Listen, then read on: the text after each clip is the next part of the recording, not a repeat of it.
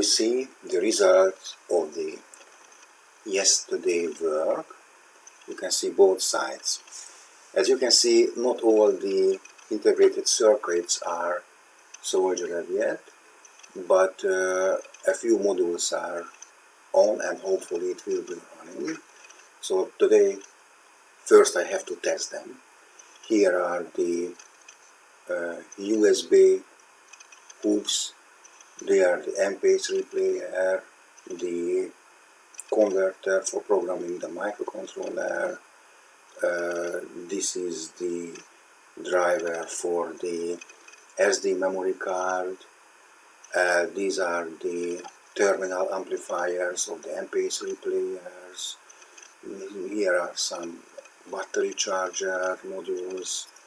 On this side you can see the SD memory card holders, the main switch, the USB connector, the power supply connector. It will be connect these batteries. So today first I start testing this module, and after that I will continue soldering.